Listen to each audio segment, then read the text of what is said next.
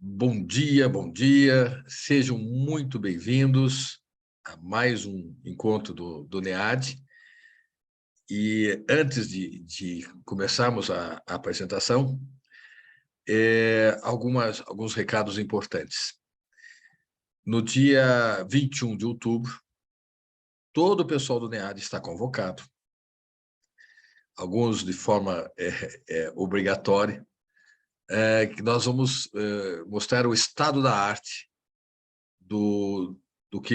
das pesquisas do NEAD, né, do estado da arte das pesquisas do NEAD, no grau de proporção, começando ali pelos TCCs, pelos PIBICs, pelos mestrados, pelos doutorados, mas isso é voltado para o pessoal da graduação. É voltado para o pessoal da graduação, para que eles entendam como é que funciona o grupo de pesquisa e o que pode oferecer o grupo de pesquisa. Claro, eu vou abrir exatamente falando das linhas e dos projetos, né? O projeto atual e que todos vocês estão vinculados é necessariamente voltado ao Mercosul, a divulgação do que o Mercosul faz nesses anos, né? Tornar conhecida a produção do Mercosul, não só como sigla, mas o que ele faz. É impressionante como isso é desconhecido. Alguns de vocês estão fazendo algumas disciplinas e podem sentir exatamente a ausência de conhecimento e de pesquisa relativos a isso. E está disponível. Basta procurar que você acha. Só que é exatamente esta questão, né? Nós temos que divulgar isto para que se torne forte e mais conhecido.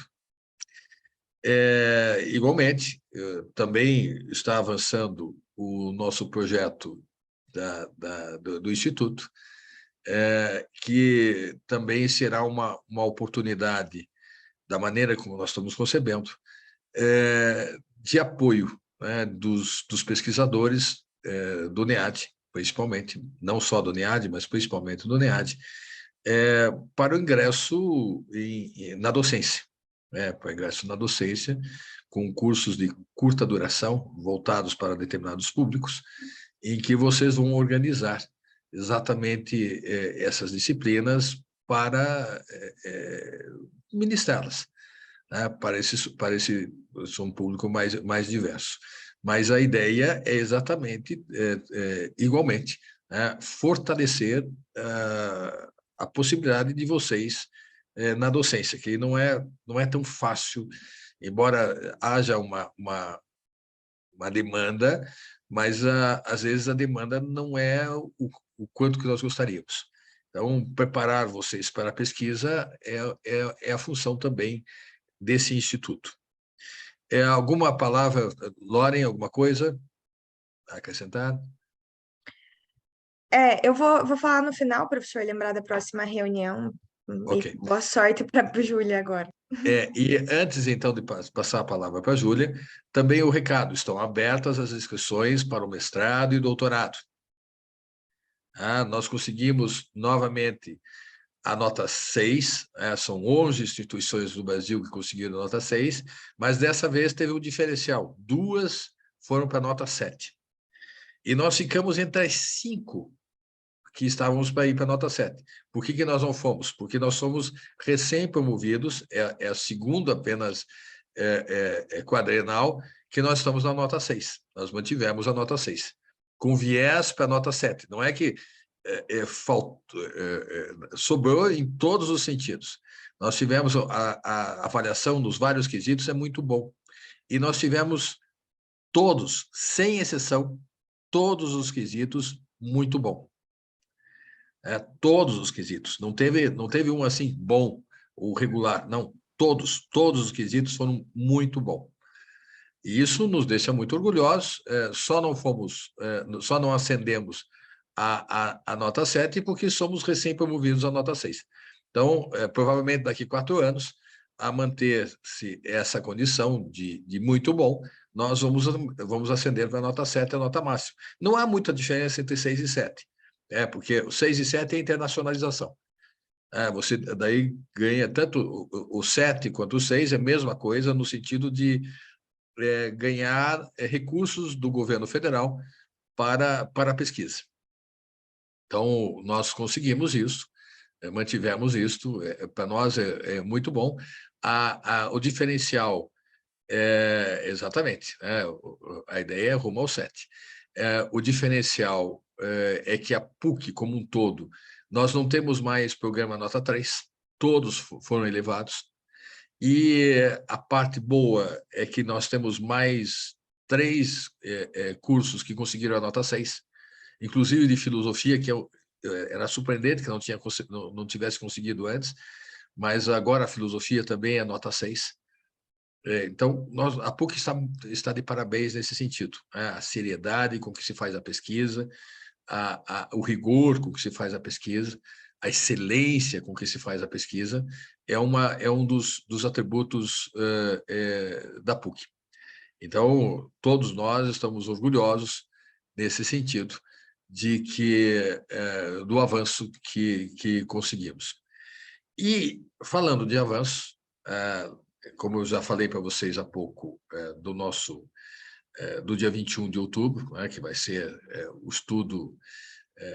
estado da arte da pesquisa do NEAD, nós temos hoje uma mestranda que vai apresentar um dos temas de sua dissertação, mas que, para nós, ela tem um efeito de um lado, uma proteção de mercado, do outro lado, uma livre concorrência. Então, é um tema importante, mexe no nosso cotidiano, no nosso dia a dia.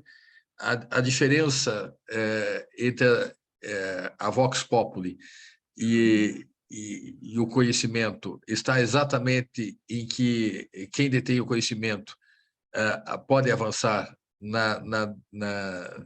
em todos os fatores, né?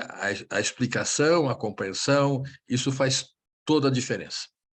Então, eu passo a palavra à mestranda Júlia Lima, para que ela nos brinde com esse tema: a defesa comercial, análise comparativa da aplicação de medidas antidumping pelos países membros do Mercosul. Júlia, a palavra é sua. Obrigada, professor. Bom dia, pessoal. Bom dia, professor Juliano, professor Eduardo, todo mundo que está assistindo. Esse é o meu tema, tanto de TCC como de dissertação, do mestrado. Eu faço parte do programa PIBIC Master, no qual eu faço tanto o mestrado quanto a graduação juntos. Então, quem tiver interesse, quem quiser saber um pouco mais sobre o programa, pode vir conversar comigo depois. É bem legal, mas é bem desafiador, ainda mais considerando o fato que, como o professor mesmo comentou, a PUC é nível 6, então ela demanda que a gente faça as coisas de nível 6. Então, aquela tabelinha de pontos do mestrado está sendo o meu pesadelo no momento. Mas, enfim, o meu objetivo hoje é trazer para vocês uma parte do meu estudo, que é a análise comparativa da aplicação de medidas de defesa comercial, mas ainda estamos tentando limitar esse meu tema. Eu queria falar de todas, mas acho que vai acabar sendo só antidumping mesmo, pelos países membros do Mercosul. Então, Argentina, Uruguai, Paraguai e Brasil. Bom, só tratando um pouco sobre o que eu vou falar aqui hoje, seria, então, uma contextualização do tema, que eu acho importante, aí tratar um pouco da metodologia, então, justificativa e objetivos, embasamento teórico, metodologia e os resultados preliminares até agora. Bom, então, antes de tudo, eu acho importante a gente tratar um pouco sobre as teorias do comércio internacional, que é a base para esse meu estudo. Então, eu selecionei 3 momentos, né, 3 teorias para serem utilizadas a serem desenvolvidas no trabalho, que é a teoria mercantilista, a teoria clássica, principalmente os ensinamentos de David Hume, Adam Smith e Davi Ricardo, e a teoria neoclássica, que eu não sei pronunciar o nome, mas é de Heckscher-Ohlin. Então, basicamente, a partir com a teoria mercantilista, a gente tem a introdução do sistema capitalista, só que a diferença do que a gente tem hoje é que a teoria mercantilista ela priorizava o bem-estar da própria nação. Então, um governo eficiente, ele seria capaz de promover exportações e impor barreiras comerciais aos produtos estrangeiros, sempre priorizando a sua mercadoria. A partir da teoria clássica, nós temos que a lógica do argumento mercantilista acaba perdendo um pouco a sua... Desculpa, tem alguém querendo falar alguma coisa? A teoria mercantilista acaba perdendo um pouco espaço, principalmente com os ensinamentos de Adam Smith, que tenta impor a questão da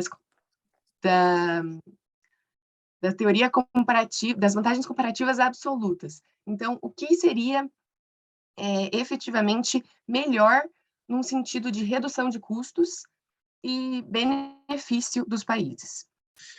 Seria só uma observação aqui. O que acontece no mercantilismo? Ele também é fruto de um momento histórico. O que ele trabalha aqui, nós ainda temos... não é em relação ao trabalho. A riqueza no mercantilismo são bens e que ela necessariamente ela leva aos monopólios. Então, nós temos aí a criação das sociedades anônimas, essa associação, esse esforço feito, embora tenha sido inventado na Holanda, mas a Inglaterra, a França, eles copiaram o modelo, em que você vai unindo as forças da nascente e cada vez mais forte burguesia com o Estado, você cria um tipo de sociedade que tem que dar lucro, o risco tem que dar lucro. Então, o monopólio, eles trabalharam com a questão de monopólio, de domínio de mercado. Então, nesse sentido, são extremamente protecionistas, erradicando qualquer tipo de concorrência. E é interessante porque há uma mudança. O mercantilismo ele não desaparece, tanto que ele vai estar presente até o século XIX, mas convivendo com outras teorias. Ele convive com outras teorias e dentre elas, a própria teoria clássica, que a origem ela vai ser bastante interessante, porque ela vai ter um impacto ligado à religião. Impacto ligado à religião. Então, é um momento, principalmente inglês, da ascensão da dinastia de Hanover no trono inglês, a criação da obrigatoriedade para você ascender socialmente, você tinha que ser anglicano, e a resistência que isso vai ter com as outras religiões, principalmente ali aquela carta do Mayflower, os puritanos vão sair da Inglaterra dessa opressão e trabalhar na questão de liberdade. Isso vai ser uma questão importante e que esses dados vão influenciar muito Adam Smith, principalmente, que é um professor de ética, mas ele é presbiteriano, é escocês e presbiteriano.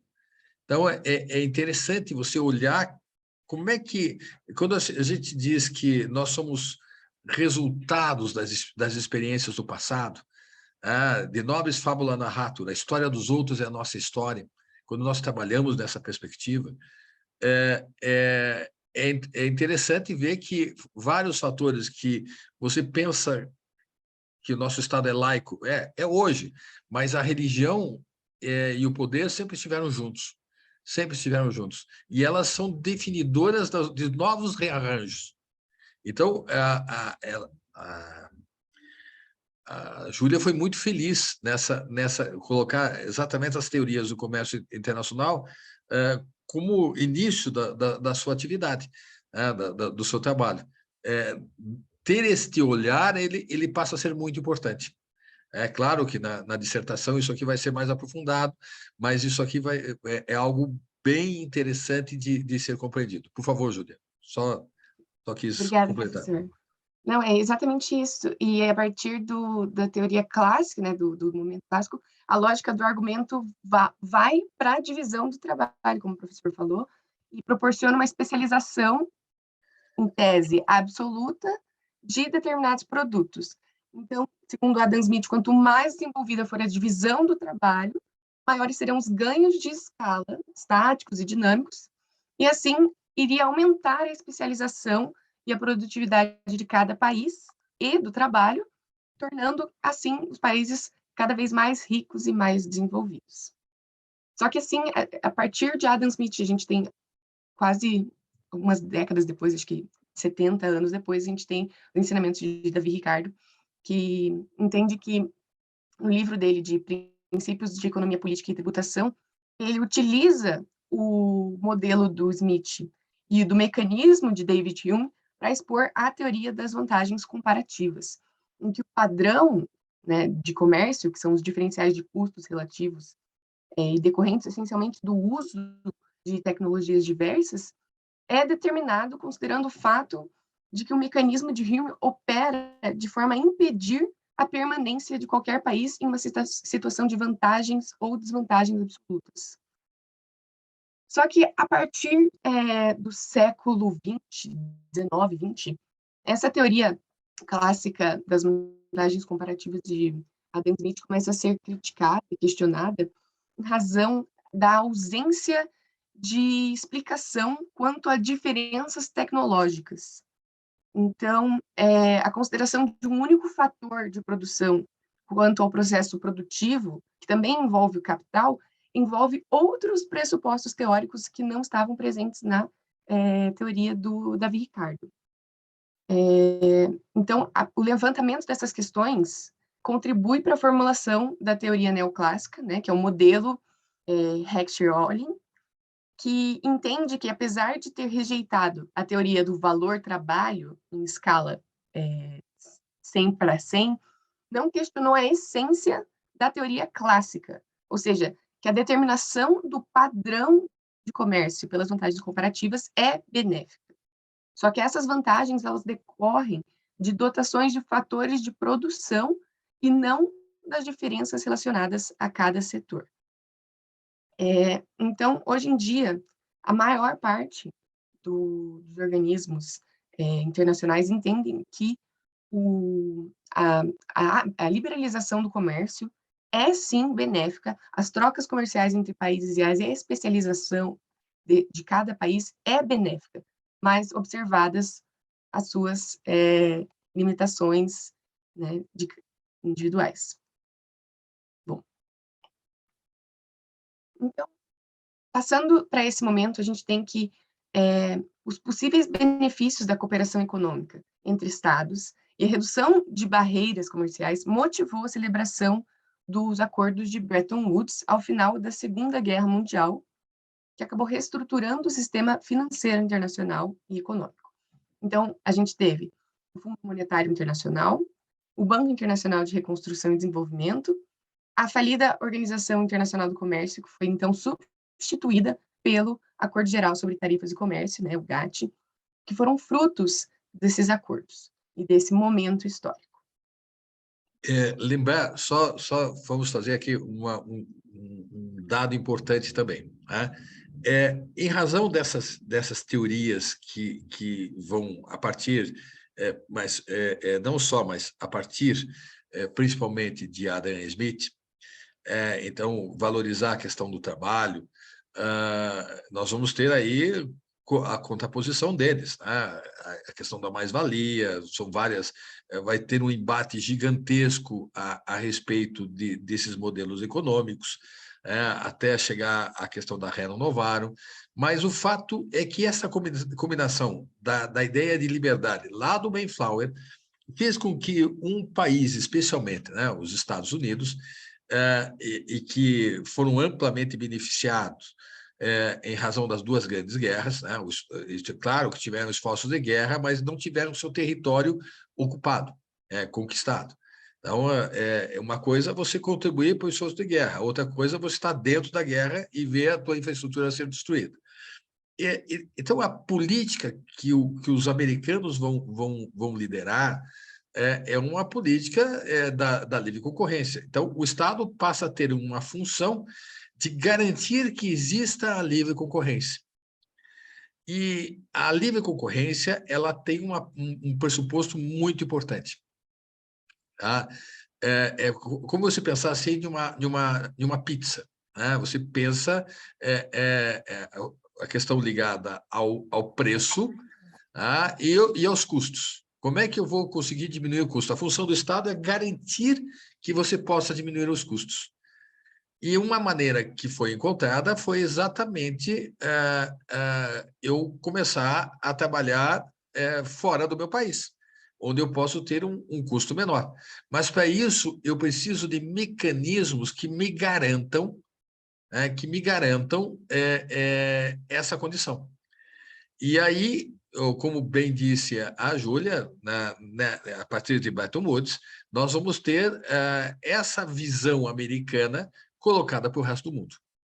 Nessa visão americana colocada para o resto do mundo, em que o Estado americano ele quer se proteger as suas indústrias.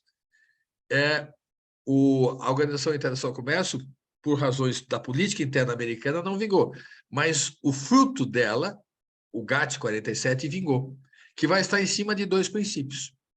O princípio do tratamento nacional e o princípio da cláusula da nação mais favorecida. Mas nós temos que entender isso no contexto do desenvolvimento dos Estados Unidos. Só se explica por isto. E também o surgimento das instituições europeias, elas também são decorrentes disso, porque, embora elas não sejam mais o fator decisório no mundo, depois de 200 anos, os fatores decisórios estavam na União Soviética e nos Estados Unidos, então fora da Europa Ocidental, seria na Europa Ocidental que seria decidida a batalha. Então, eles estavam nesse contexto. E isto vai ser um fator importante também do surgimento dos blocos europeus, que depois a Júlia certamente vai comentar. Então, eu só estou acertando o caminho. Por que aconteceu isso? É verdade que essa visão americana, para ela funcionar, ela teria que ter mecanismos que facilitassem aos demais estados aderirem a esse modelo. E um desses mecanismos é exatamente o princípio da exceção à cláusula da nação mais favorecida. Mas isso aí já vamos comentar mais à frente. Professora Júlia, por favor. Obrigada, professor.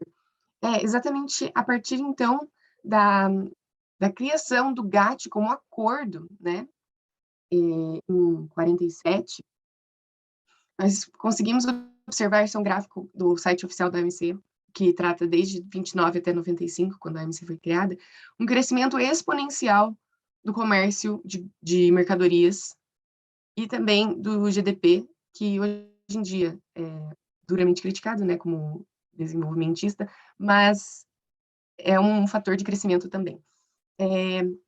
Então, a partir da globalização, né, desse fenômeno de globalização, a gente tem um aumento da liberalização do comércio e da produção em escala global.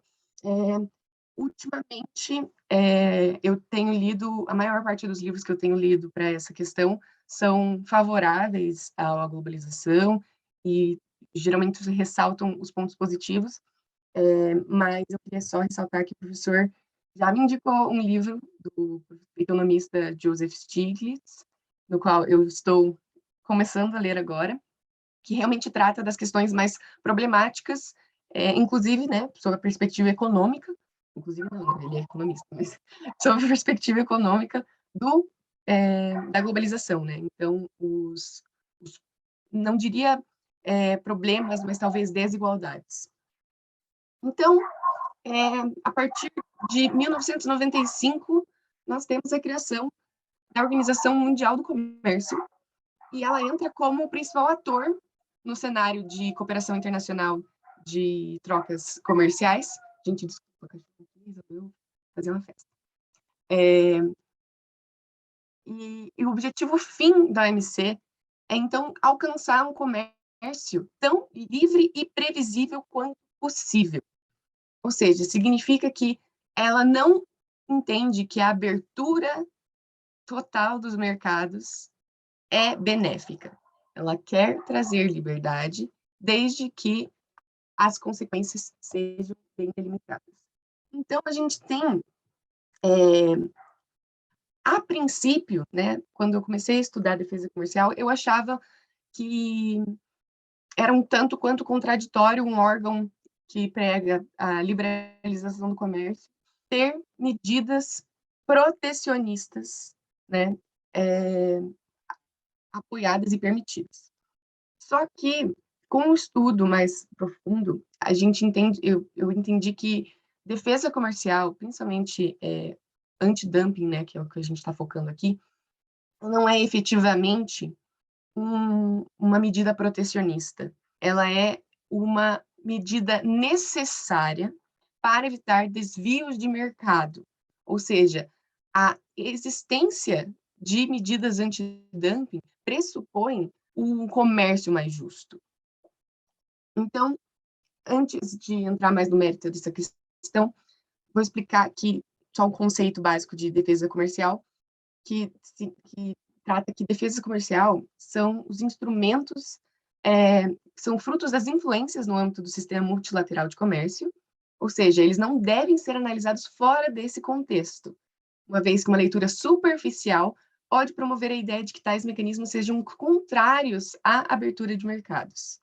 Ideia equivocada, uma vez funcionarem como uma forma de válvula de escape para o setor privado e contribuírem para o engajamento das partes interessadas na conclusão de acordos comerciais importantes. Salvaguardas entram um pouco...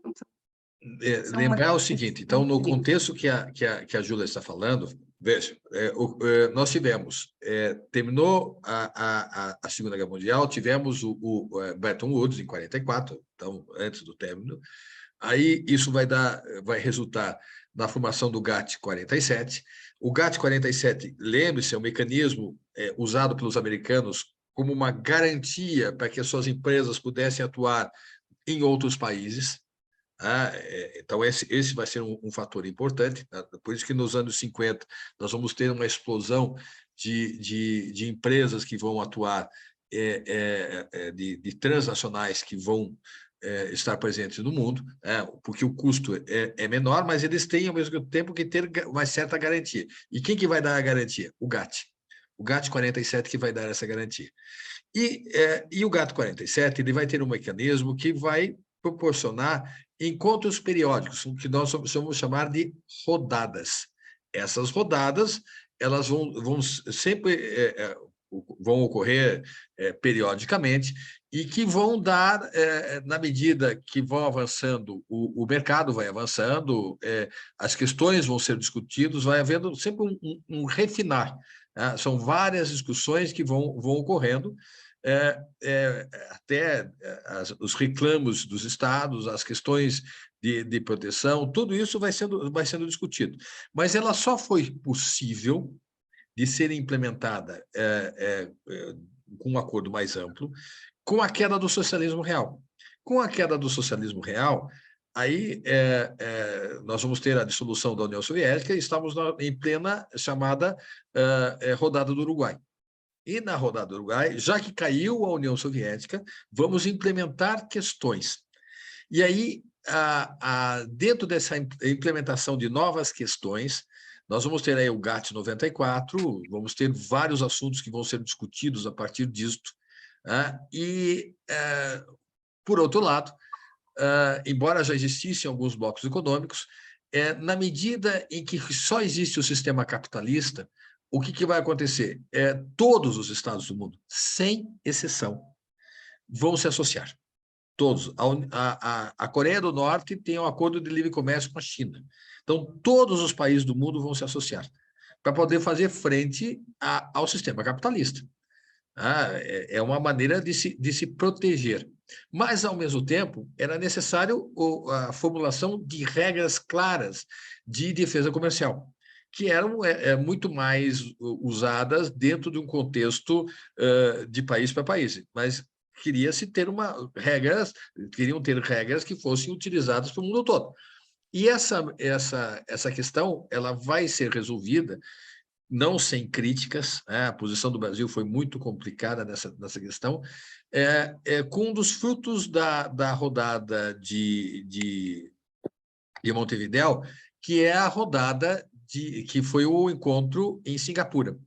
Então, a partir de 1996, que nós temos essa nova realidade que a própria questão da defesa comercial ela passa a ter, então, uma guarita de um sistema internacional.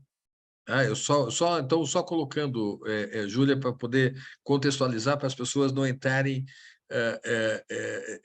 sem paraquedas. Júlia, por favor, continue. Obrigada, professor. Não, completamente. Eu preciso... a gente tenta concentrar tudo, né, para não ficar falando tudo, mas é muito bom ter esse histórico. Então, eu queria trazer um conceito aqui de dumping e antidumping para vocês. Esse é do Herbert Barral. Que dumping seria a prática de discriminação de preços entre dois mercados nacionais, entre o mercado exportador e o mercado importador. Em outras palavras, o preço demandado por um determinado bem pelo mesmo produtor difere entre dois mercados, desconsiderando-se os fatores relacionados a transporte, tributos e etc. Então, em exemplos práticos, pegando uma investigação que está acontecendo nesse momento no Brasil. A gente tem, por exemplo, a investigação de N-butanol. Como que funciona? A indústria doméstica, tendo um percentual não diria monopolização, mas tendo uma detenção do mercado significativa, ela entra em contato com a SDCOM, que é a Subsecretaria de Defesa Comercial e Interesse Público aqui do Brasil, que agora faz parte do Ministério da Economia e é o órgão responsável, entra em contato, faz uma petição de solicitação de investigação de dumping e de dano decorrente do dumping. Então, o N-butanol foi especificamente contra a África do Sul, porque, segundo a indústria nacional, alguns produtores da África do Sul estavam exportando para a Europa e para o Brasil a um preço, no nosso caso a gente foca no Brasil, a um preço inferior ao preço que a África do Sul entregava no próprio mercado. Então, não é uma questão de o preço ser baixo. O próprio mercado interno, Isso. Não é uma questão do exportador, né, da África do Sul estar trazendo para o Brasil um produto mais barato que os produtores brasileiros.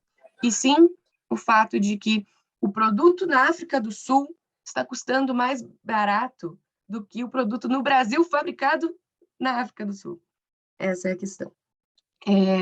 Então, o artigo 2.1 do Acordo sobre a Implementação do artigo 6 do GATT, conhecido como Acordo Antidumping, diz que considera-se haver prática de dumping, isto é, a oferta de um produto no comércio de outro país a preço inferior ao seu valor normal, no caso de o preço de exportação do produto ser inferior àquele praticado no curso normal das atividades comerciais para o mesmo produto, quando destinado ao consumo no país exportador.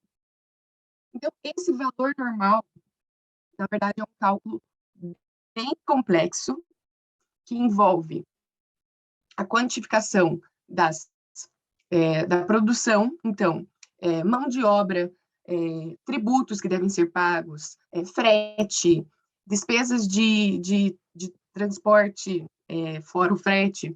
Então, tudo isso é calculado pela autoridade investigativa aqui no Brasil, que é a SDCOM, e se ela verificar que realmente o dumping está causando um dano à indústria doméstica ou uma ameaça de dano, eles podem aplicar uma medida anti-dumping. Então, é importante falar que dumping em si, o dumping, a existência do dumping, não é proibida pela Organização Mundial do Comércio, e nem pelo Brasil. Inclusive, a partir de 2019, o governo brasileiro impôs como obrigatório, a partir de toda investigação de dumping iniciada, concomitantemente rola outro processo, que é o processo de interesse público, que funciona assim: é verificado o dumping, é verificado o dano, concomitantemente percebe que, olha, mas o interesse público envolve muitos aspectos, é um conceito muito subjetivo, então existem várias críticas relacionadas a certa política dentro dessa questão, mas se a autoridade brasileira entende que é de interesse nacional que aquele produto venha mais barato, eles podem manter o produto sem a aplicação de uma medida antidumping, mesmo estando causando dano à indústria doméstica, por causa dessa justificativa de interesse público. Então, é um assunto bem interessante que está causando bastantes debates nessa área. Então, já tendo conhecimento do que é dumping, antidumping, e a OMC como órgão multilateral de comércio, né, como o professor falou, que os dois princípios se baseiam na não discriminação entre países e produtos advindos desses países, a gente tem o fenômeno do regionalismo, em contrapartida com o fenômeno do multilateralismo. E o artigo 24 do GATT, ele permite a existência de acordos bilaterais e regionais de comércio. Até porque a OMC entende que limitar a liberalização comercial ao multilateralismo não seria benéfico e permitir que países entre si, em escalas menores e graduais, liberalizem o comércio entre eles, é uma forma de trazer um comércio mais libertário. Então, nesse sentido, eu trouxe esse gráfico também muito interessante da OMC, que trata dos RTAs, que são Acordos Regionais de Comércio, que estão em vigor a partir de 1948 e até 2021. Então, a parte em azul são as notificações, porque todos os países são obrigados a notificar a OMC, estou começando um acordo novo. Então, acordos de mercadorias, acordos de serviços, e essas accessions são entradas, né, são ingressos nos acordos. Então, percebam como a gente tem, a partir dos anos 90, um crescimento bem alto dos acordos regionais de comércio. Inclusive, existe um debate muito interessante sobre a problemática desse aumento, de que alguns países estão deixando de negociar multilateralmente e focando apenas no cenário regionalismo. Mas por que eu trago isso? Porque o meu objetivo é justamente analisar a aplicação conjunta dessas medidas de defesa comercial pelo Mercosul. Mas antes a gente tem que definir aonde que o Mercosul está. Então, a gente tem acordos preferenciais de comércio, áreas de livre comércio, uniões aduaneiras, mercados comuns, uniões econômicas e uniões políticas. O Mercosul se encontra, de acordo com o entendimento dos doutrinadores, professora Juliana e professor Eduardo Gomes, que estão presentes, entre uma união aduaneira, entre esses três, o Mercosul, ele tem o nome Mercado Comum do Sul, ele se configura como uma união aduaneira imperfeita porque ele tem uma tarifa externa comum, mas ele tem problemas porque ele não é uma área de livre comércio completa, ele tem exceções à tarifa externa comum e também limitações ao comércio livre. Então, o Mercosul, ele entra no artigo 24, parágrafo 8A do GATT, mas dentro de uma cláusula de habilitação, em razão de envolver países em desenvolvimento.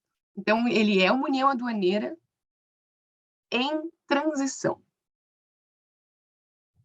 Então, agora focando mais no meu tema em si, né, na minha discussão da dissertação. Eu quero analisar a defesa, eu queria analisar a defesa comercial conjunta. Então, a política de defesa comercial do Mercosul, que no caso é inexistente nesse momento, mas eu queria verificar se existe a possibilidade de unirmos esses mecanismos. Por quê? Porque o Mercosul, como vocês viram aqui, ele pressupõe uma política comercial comum. E a defesa comercial faz parte da política comercial. Então, por que não é comum? Porque o Mercosul tem regra de origem comum, tem uma tarifa externa comum, mas não tem defesa comercial conjunta. Então, inicialmente, eu queria trazer normas antidumping, salvaguardas, medidas compensatórias, mas é um escopo muito amplo. Então, talvez seja necessário reduzir, pelo menos, o TCC só antidumping e talvez ampliar na dissertação. Então, iniciadas a partir de 1995, como o professor falou, foi quando efetivamente as medidas de defesa comercial foram permitidas e foram regulamentadas pela Organização Mundial do Comércio. Nos países membros do Mercosul, considerando apenas Argentina, Brasil, Paraguai e Uruguai, não incluindo a Venezuela, em razão dela estar suspensa, né, de todos os direitos e obrigações, e também sem incluir a Bolívia, que está em processo de adesão. Então, o problema em si, qual seria? Essa aqui está nos últimos 5 anos, gente, peço desculpas, não é nos últimos 5 anos.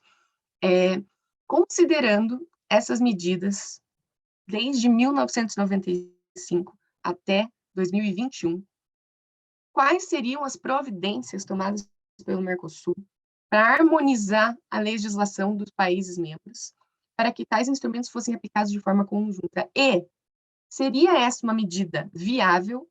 Seria essa uma medida que promoveria o desenvolvimento, aí desenvolvimento num sentido integracionista, né, do processo de integração regional?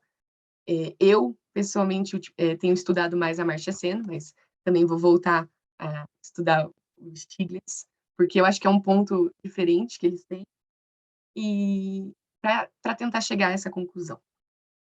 Então, o objetivo geral, estudar a evolução da integração regional, em que tange a elaboração da política comercial comum, e verificar a possibilidade de implementação de medidas de defesa comercial de forma conjunta pelo bloco. Mas os específicos, deixa eu pegar aqui os que eu dei uma melhorada nesses específicos, que são auxiliar os países membros do Mercosul a concretizar o intento de intensificação da integração do bloco econômico, facilitando o comércio regional e, consequentemente, promover o maior desenvolvimento da América do Sul, e relaxar barreiras entre países integrantes do Mercosul, ao diminuir trâmites burocráticos e viabilizar um comércio mais livre, para gerar oportunidades mais vantajosas aos produtores e exportadores regionais, e reduzir o preço de produtos de origem regional, e assim ampliar e diversificar sua demanda e oferta nos mercados domésticos para beneficiar o consumidor. Esse é um dado importante. Veja que o tema que ela está trabalhando porque o específico é para quem? Quem que vai ser quem são os beneficiários? Dentre eles somos nós, na condição de consumidores. Isso vai alterar o preço das coisas que nós vamos comprar no supermercado no dia a dia? Altera. Então, qual é a razão que está por trás disso? Isso afeta a nossa vida? Afeta. E o que ela está colocando, em termos, claro, os termos são complexos, mas isto afeta o nosso dia a dia. É isso que nós temos que entender. Para quem que nós estamos direcionando isso? Quem que vai ser, em última ratio, o beneficiário? Claro que não vai ser só apenas o consumidor, mas nós temos aí, como ela colocou nos objetivos específicos, nós também temos, em relação aos próprios produtores, mas a ideia ela é também dirigida ao consumidor. Então, são dados importantes. Como funciona isso? As pessoas apenas elas estão elas estão sujeitas a muitas coisas que simplesmente não entendem. A compreensão, né, por isso, da forma pedagógica, como a Júlia está trabalhando, ela é importante. E para que vocês também que estão ouvindo possam entender. Né? São mecanismos necessários, são mecanismos importantes. Júlia, por favor, continue.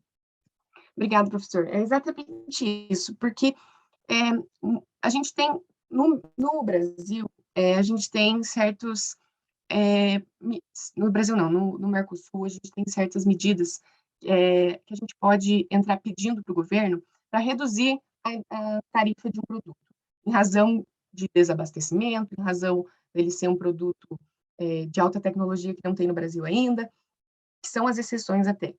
E essas exceções, o governo brasileiro analisa e depois ele passa para o Conselho do Mercosul, um conselho específico, que juntos eles verificam a possibilidade dessa redução.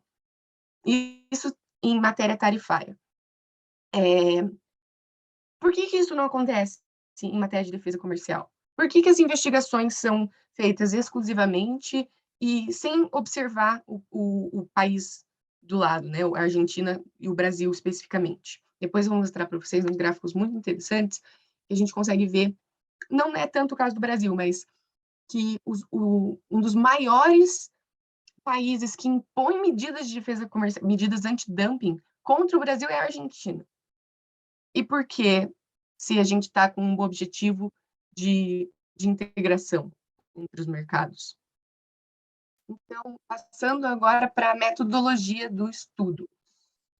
Então, inicialmente, está sendo empregado o método de abordagem hipotético-dedutiva. Desculpa, não faltou hipotético aqui. O objetivo é de responder o questionamento, considerando as medidas de defesa comercial já aplicadas, quais devem ser as providências tomadas pelo Mercosul para harmonizar. Então, você tem uma resposta provisória. Tenho a minha Você tem hipótese. hipótese. Tá. Tenho a minha hipótese. Já vou passar a minha hipótese. O método de procedimento, né, que está sendo utilizado é o histórico comparativo, pois a pesquisa está envolvendo a coleta de dados dos últimos, eu sou péssima com conta, 95, são o quê? 30 anos, praticamente, referente à aplicação definitiva das medidas anti-dumping. Eu vou desconsiderar as investigações em curso, vou pegar só até 2000, as investigações iniciadas até 2021. E a técnica de pesquisa é a indireta, então, levantamento bibliográfico de diversas obras de direito internacional e direito econômico, tanto de juristas brasileiros como estrangeiros, mas principalmente estudos de entidades governamentais e organizações internacionais, estudo de caso, né, principalmente os casos de maior renome aqui no Brasil, e levantamento estatístico. Então, no momento, eu estou levantando os dados das medidas de defesa comercial aplicadas pela Argentina e Brasil, Paraguai e Uruguai, e também a legislação. Hoje eu não vou trazer legislação para vocês, mas eu trouxe alguns dados bem interessantes. Embasamento teórico, eu vou dar uma passada. Opa! Embasamento teórico, não vou trazer aqui em extenso, mas essas são as principais fontes que já estão sendo utilizadas, ainda preciso incluir outras que serão. E aí a gente passa para análise de dados, que eu acho que é a parte mais interessante do estudo.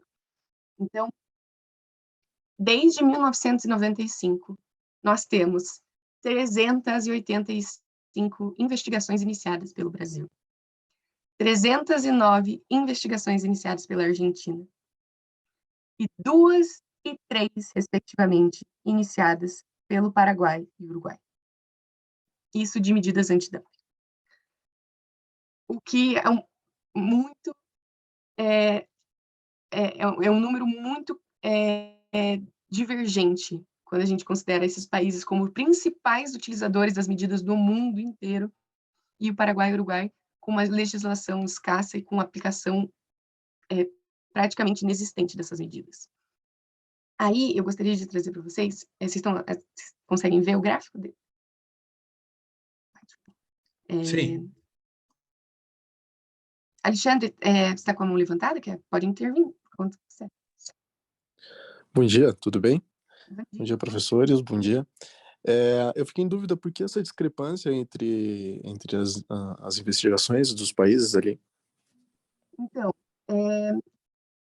a gente teve um movimento muito grande do Brasil e da Argentina a partir dos anos 90, com essas medidas de defesa comercial, mas elas cresceram exponencialmente a partir de 2010.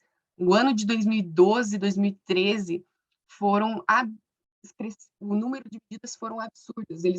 Parece que o Brasil e a Argentina entendeu que fez a legislação, organizou a legislação, o marco do Brasil, o decreto antidumping brasileiro é de 2013, o atualizado, né, que a gente usa hoje, claro.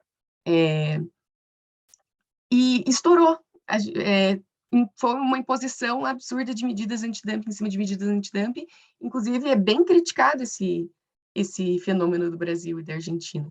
Mas o que eu tenho visto, pelo menos até agora, pela ausência do Paraguai e Uruguai, é justamente uma dificuldade na matéria, por ser uma questão muito complexa.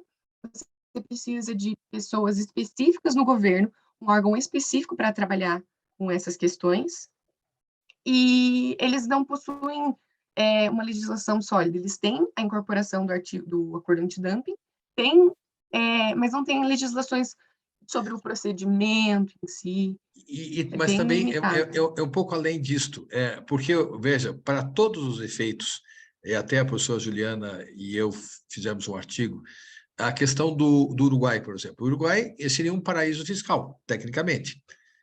Então, ele tem uma legislação muito mais liberal do que nós do Brasil e a Argentina. A mesma coisa tem o Paraguai. A questão da legislação e tributação, o sistema tributário e o sistema de liberdade, tanto do Paraguai quanto do Uruguai, são fundamentalmente diferentes do Brasil e da Argentina, que são altamente protecionistas. O regramento dessa estrutura, tanto do Brasil quanto da Argentina, eles seguiram caminhos diversos. O Paraguai e o Uruguai, eles também não têm a necessidade. São economias. O parque industrial é um parque industrial pequeno, não tem a relevância que tem no Brasil ou na Argentina, e o modelo econômico é muito mais liberal do que do Brasil e da Argentina. Então, nós temos dois fatores que concorrem. Tanto é que existe hoje, não falo das maquilas no Paraguai, mas as maquilas ainda seriam um fator a mais. Mas a medida tributária paraguaia, muitas empresas brasileiras, principalmente aqui do Paraná, parte da cadeia produtiva, não toda, mas parte da cadeia produtiva vai se localizar no Paraguai. Está havendo uma transferência para isso. E é um fenômeno muito interessante. É questão de custos. A mesma aquela ideia que os americanos tinham de diminuir a questão de custos, tudo se reduz a isso. A mesma coisa se verifica no Paraguai, mas também no Uruguai. No Uruguai, até alguns anos atrás, montar uma offshore no Uruguai continua sendo ainda um grande negócio. Mesmo por causa dos acordos, não vai ter o sistema de bitributação e acaba sendo uma grande vantagem. Então, as medidas comerciais do Paraguai e do Uruguai, por causa do modelo econômico, elas não são tão necessárias, são poucas questões discutidas. Não que não exista, não posso vir a existir, uma ou outra questão acaba acontecendo, mas o modelo econômico é diferente. Então, nós temos que entender esse contexto. Brasil e Argentina são altamente protecionistas. A Argentina ainda mais que o Brasil, em alguns aspectos, porque tem problemas estruturais, econômicos diferentes do nosso. Mas são questões realmente relevantes. Então, a sua pergunta é muito, muito pertinente, Alexandre. Inclusive, eu vou pedir para o professor me indicar mais artigos, então, nesse sentido da política econômica dos países. Realmente preciso estudar mais a fundo. Sim, você vai ver o modelo econômico, você vai ter que fazer uma análise em relação a esse aspecto, né? Sim, Claro. certamente. Vamos trabalhar sobre isso. Tá no mestrado é bem legal, mas é bem horrível, porque você, cada dia que passa, você percebe que você sabe menos. Parece que quanto mais você estuda, menos você sabe. Mas isso faz parte. Isso, não acredite que eu também descubro todas as coisas. O tempo todo eu estou descobrindo novas coisas, mesmo na tua apresentação, alguns dados são dados importantes, mas nós também temos que olhar a história. E é uma questão que nós não temos, eu sempre bato, que nós devíamos ter, a chamada análise das relações internacionais. Nós temos que olhar o contexto. Exatamente. Então, a análise das relações internacionais não só as teorias, mas a análise, né? É um tema mais específico. O que são a análise? Você vai ter que ver quais são as relações de poder que estão ali presentes em cada uma das situações. Então, você vai ver desde a política interna do Estado, desde a relação que o Estado tem com o outro Estado, o potencial crescimento, quais são os problemas, as condições disso. Então, você vai olhar o que nós chamamos da política econômica. E a política econômica de um Estado, ela vai compreender a política comercial, a política fiscal, a política cambial e a política monetária. Você tem que estar de olho, e a própria política em si. Você tem que estar de olho em tudo isso. Quando você vai lançar os dados, por que o Paraguai e o Uruguai... porque a economia é pequena? Não necessariamente. São também questões de opção. Então, são opções ligadas a uma visão econômica. Então, são alguns cuidados que você sempre tem que ter ao fazer esse tipo de análise. Sim. Por isso que eu digo que a análise das relações internacionais, para nós do direito, da parte do direito internacional, ela é extremamente preciosa. Tem um professor que volta e meia dá palestra para nós, é o professor Gustavo Blum, e eu mando sempre lá as publicações dele, nós combinamos. Geografia, não? Exatamente, mas ele é especializado nessa análise das relações internacionais.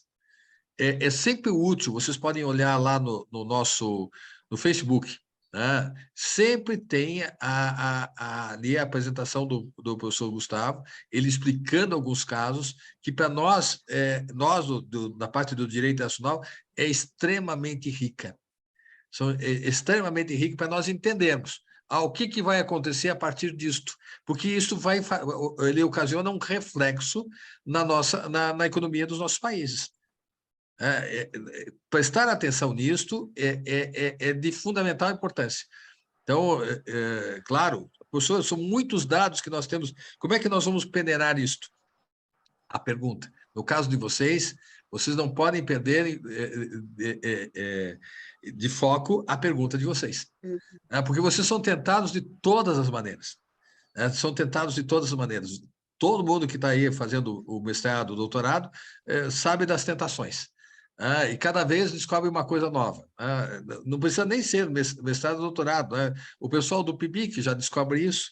O que diga a Loren, que, puxa vida, eu tenho que diminuir, reduzir a minha O tema. delimitar meu tema. Exatamente. Refinar a pergunta. Mas nós somos tentados o tempo todo, faz parte do processo de descoberta, de autodescoberta.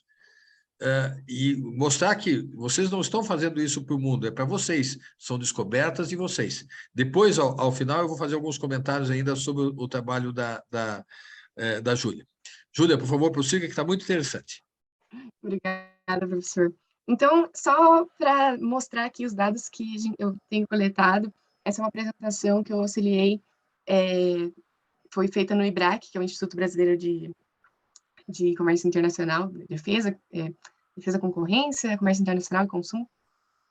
E esse é um gráfico, tem vários gráficos muito interessantes, que essas são as investigações iniciadas contra o Brasil. Então, percebam a intensidade das medidas antidumping quando comparadas com as compensatórias e o crescimento que se dá em alguns picos. Aí também temos os principais países que impõem medidas contra o Brasil. Vejam aqui, ó, Índia, Canadá, México, Argentina. Olha a quantidade de medidas que a Argentina impõe contra o Brasil. Comparada com Estados Unidos, a maior parte, mas olha, demais. Medidas antidumping compensatórias em vigor contra o Brasil por setor. Então, a gente tem uma predominância dos setores químicos, de plástico e borracha, metais, máquinas e equipamentos elétricos, comparado com os demais. É exatamente o que a gente verifica entrando nas medidas em vigor atualmente, propriamente pelo Brasil. Essas são as principais medidas que o próprio Brasil impõe contra outros produtos também, contra outros países, perdão. Lembrando que as medidas compensatórias, elas são mais complexas nesse sentido, claro, né? As medidas antidumping são apenas em relação àquela empresa, mas as medidas compensatórias, elas atingem toda a produção do país. Porque ela é uma medida, ela é resultado de um subsídio não permitido. E no caso do Brasil, se você descumpre, por exemplo, as leis trabalhistas, você mascara o preço. Existem várias formas de você mascarar o preço. E isso acaba ocasionando o que significa? Que o preço fica menor. Que o preço fica menor. É claro que é sujeito a críticas, e eu acho que são todas bem-vindas e importantes, porque o país não fez o seu dever de casa. Quando nós tivemos a reforma trabalhista de 2018, a ideia era diminuir os custos e tornar a nossa economia mais competitiva no setor de exportação. Só que as outras reformas que seriam necessárias, elas não vieram. Então, ficou como todas as coisas aqui, ficou manca. Nós temos uma reforma trabalhista que, isoladamente pensando, ela acabou afetando o hipossuficiente, né? É uma coisa ruim, mas, ao mesmo tempo, ela teria que ser pensada com as outras reformas, e que não vieram. Elas não vieram. Nós temos que ter aí um enxugamento do Estado, mas o resultado das eleições pode ser que nós tenhamos uma ampliação do tamanho do Estado. E olha o paradoxo. Vamos criar novos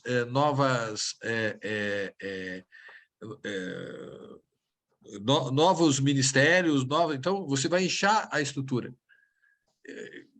Está na contramão. Então, nós não nos decidimos, nós não temos uma política consistente. Ela é pendular, mas é pendular com todos os problemas dos dois lados. Ela nem se evoca em uma situação que diria se eu quero ser neoliberal, então que faça a questão neoliberal. E nem do estado do bem-estar social, porque não tem dinheiro, não sobra dinheiro. Então, nós temos problemas estruturais importantes. E as medidas compensatórias contra o Brasil, certamente é porque nós mascaramos, nós subsidiamos de modo indireto, através do não cumprimento, por exemplo, da própria legislação trabalhista, vários fatores.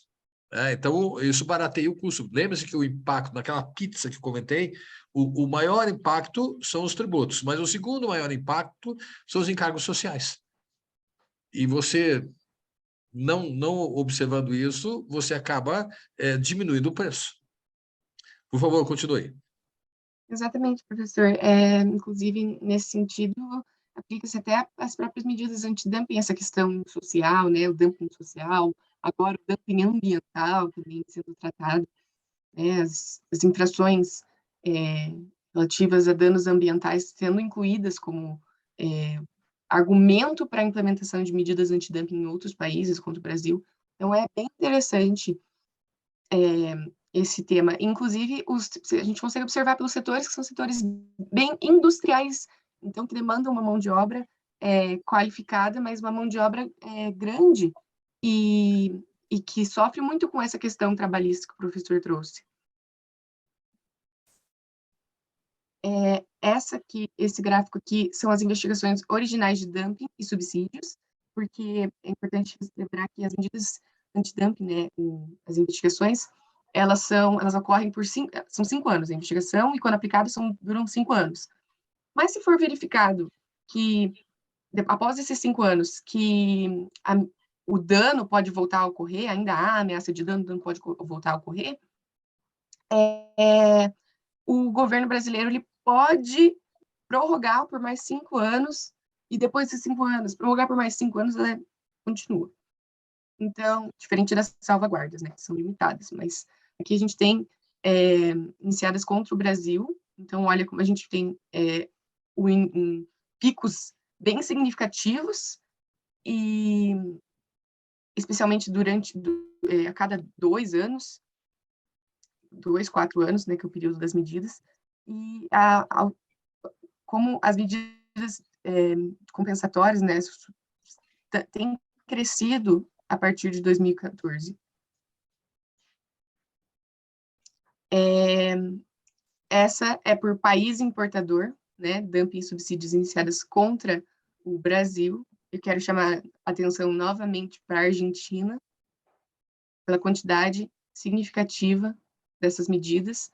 É justamente o foco da minha dissertação, é verificar o porquê disso acontecer e se não seria possível, em razão dos setores. Vocês viram, os setores da Argentina, eu mostrei anteriormente, são praticamente os mesmos, são os mesmos afetados. Químico, plástico, metais, equipamentos, tanto que eles impõem medidas, quanto que sofrendo medidas. Então, por que essa imposição? Eu teria que analisar os produtos. Veja quem governava a Argentina em 2014. Aí você vai ver, aqui nós temos uma alternância de poder aqui, de governos, que isso também é uma coisa que você vai ter que fazer essa análise. Uhum. A questão pendular na Argentina é mais forte que a nossa. Tá? Governos mais liberais ou com governos mais conservadores. Deles é mais, se bem que no nosso também existe, mas da Argentina é mais acentuada a diferença. E é interessante, professor, até comentar sobre o seu livro, que eu gosto muito do parlamentarismo, mas um ponto que me pegou mais assim no livro do parlamentarismo não foi nem a questão, né, parlamentarismo ou o presidencialismo, foi a questão de ausência de ideologia dos países e dos partidos políticos. E como essa ausência de ideologia faz com que, mesmo se a gente escolhesse partidos mas não tivesse tanto esse movimento pendular, mesmo escolhendo o mesmo partido por um tempo, como foi o próprio PT, que governou por vários anos seguidos, a política econômica voltou e não teve uma unificação. Não estou aqui criticando o PT nem nada, gente, é só... Porque é o presidencialismo de coalizão. Aí você vai ter que ceder em alguns pontos. Então, é um modelo complicado. Ele induz induz exatamente essa não ideologia. Então, na Argentina, não. Na Argentina, a questão é mais coerente. Embora o Partido Justicialista ele tenha também elementos mais à direita e mais à esquerda, também exista isto. Mas a ideologia deles é mais firme. É mais firme. Exatamente. Dentro no Brasil, a gente tem que, dentro de um mesmo governo, a gente tem muitos conflitos na própria política. Principalmente quando a mudança dos governos, a gente não tem, é uma quebra muito grande, a gente não tem uma política de Estado, né, uma política geral que todos devem política seguir. de governo, nós temos política de poder. Governo. Isso. Nós temos política de poder, sim. Isso é verdade. Então, novamente, contra os setores de investigações originais, focando em metais, produtos da indústria química, resinas e plásticos, os demais nesse gráfico também grande. E esse foi a análise feita pelo Márcio, do STCOM. Aqui ele fala um pouco mais sobre o panorama, não vou tratar disso. E eu trouxe também, a que eu realizei, na verdade, foi sobre de medidas compensatórias, mas eu não vou trazer aqui porque não é o foco do nosso tema. Então, eu acredito que era isso que eu tinha para compartilhar de dados com vocês até o momento. Por enquanto, como vocês puderam ver, minha análise tem sido muito mais quantitativa do que qualitativa até o momento. Então, verificando quais as medidas foram impostas, quando, quais os setores, quais os países, e não tanto quanto a política econômica dos países, por quê, né, que é a parte mais difícil, por isso que demanda mais estudo. Eu acredito que era isso. Obrigada, professor. Imagina, a professora Juliana quer comentar alguma coisa? Então, Júlia, parabéns pela exposição, realmente interessante. E agora nós temos que pensar a estrutura. Você viu que no teu início você usou a questão das teorias econômicas ligadas à política comercial. É uma ideia, mas aí você vai ter que fechar bem esta ideia. Ou tirar isso, que isso aqui foi o processo de aprendizado, e ir diretamente mais ao teu ponto. Então, isso é uma coisa que você vai ter que decidir, porque não dá para fazer esse corte que você fez na exposição, ela deixou um hiato. Você não pode falar de 1947, 48, que aí é a rodada de Havana, né, a questão do Acordo de Havana, mas e daí já pular para 94. Existem muitas coisas que aconteceram nesse meio tempo. É uma coisa que você tem que trabalhar. Ou você faz uma progressão, ou você descobre isso e guarda para você, você aprendeu, e vai diretamente ao ponto. Daí, veja, são questões de começar o primeiro capítulo. Como é que eu vou começar o primeiro capítulo? Eu posso, essa coisa que eu já aprendi, eu posso não colocar essa questão teórica, ou posso direto, né, falar já dos acordos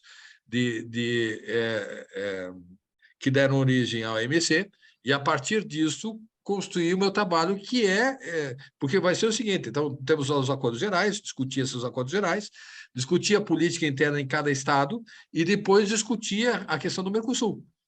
O Mercosul, o que pode acontecer no Mercosul. Então você tem os 3 capítulos. Essa parte primeira, ela serve como descoberta sua. Você pode colocar no trabalho, que daí você vai ter que ter uma outra dinâmica, Daí você vai ter outra dinâmica, você vai colocar essa questão teórica no começo, aí você vai abarcar a questão dos tratados internacionais e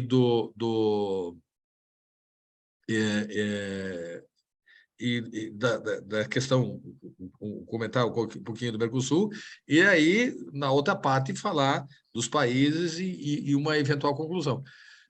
Sempre em 3 capítulos, mas é uma questão de escolha.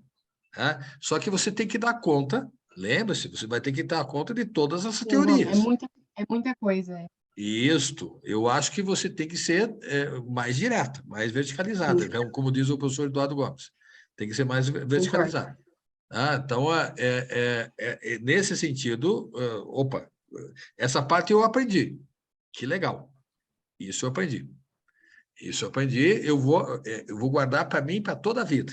Legal. Porque é exatamente esse, é o processo do conhecimento. É o processo do conhecimento. Ninguém tira isso de você, ótimo, tenho a base, etc., posso explicar determinadas questões. Algumas coisas vão ser necessárias, uma nota explicativa na tua dissertação, né? Eu coloco como uma forma de nota explicativa. E na tua introdução, quando você for fazer, é a última coisa que nós vamos fazer, mas na tua introdução você vai explicar as razões pela qual você escolheu tal coisa, a partir de tal momento. Olha, não que se quis colocar as teorias econômicas que podiam ser muito bem disso aqui, porque por entender que elas ocupariam um espaço, você vai ter que explicar tudo isso. E A já são introdução, trabalhadas em quase todas, né, as dissertações. isso, mas isso é muito importante, pessoal. A introdução pode ter até 20% do teu tema, da tua dissertação. A mesma coisa a conclusão, de 10% a 20%.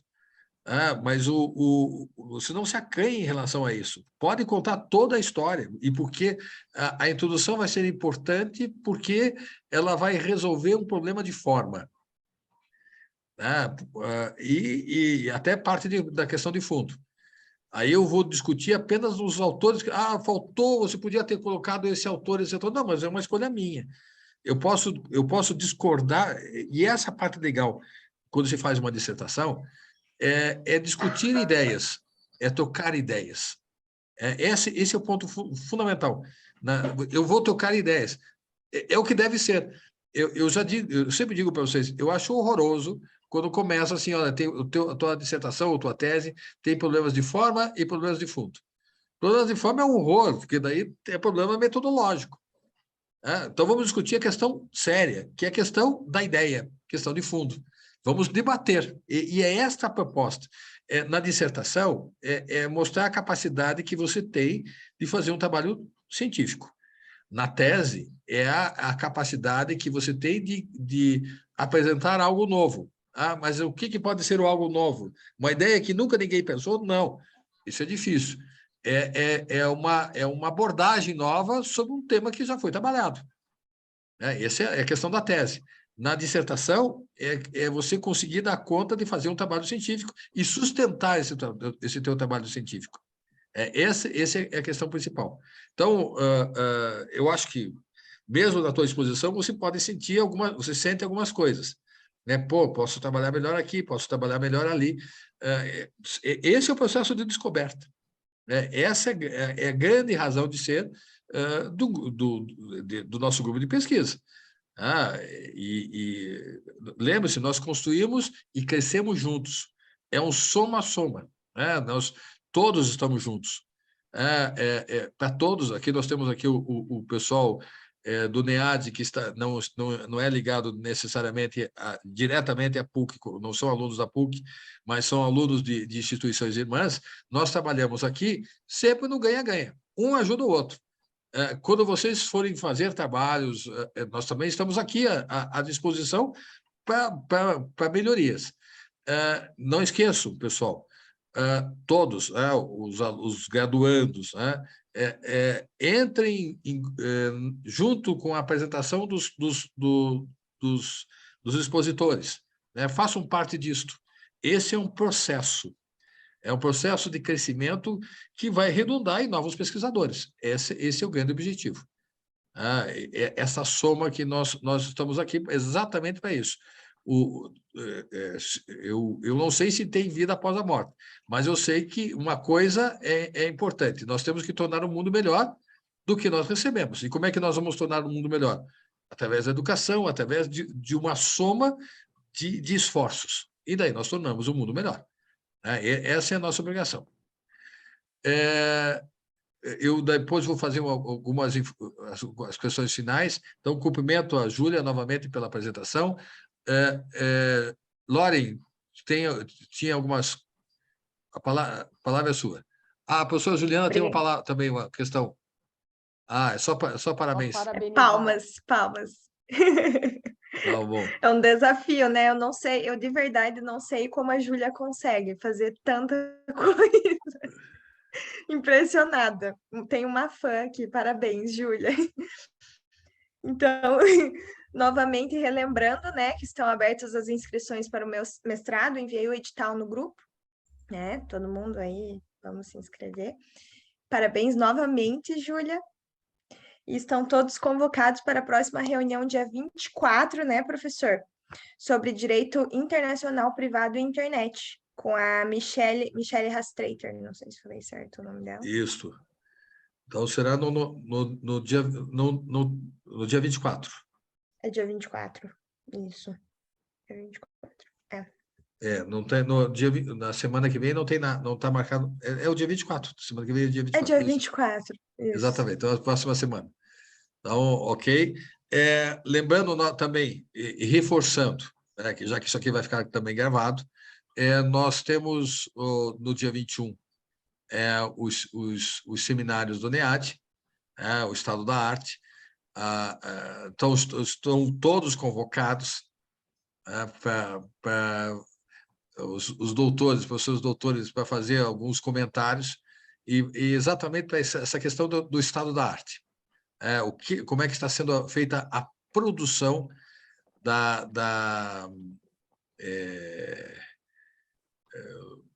do NEAD nesse patamar. E vamos ver se a gente consegue fazer híbrido, para que os nossos partícipes das outras instituições também possam participar. Bom, cumprimento outra vez a Júlia. Júlia, gostaria de comentar mais alguma coisa? Por favor.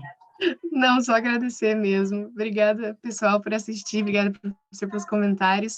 É muito legal poder compartilhar o nosso processo de conhecimento, nossas dúvidas existenciais. É verdade. Isso é verdade. Isso faz parte. Então, pessoal, eu conclamo a todos para a semana que vem.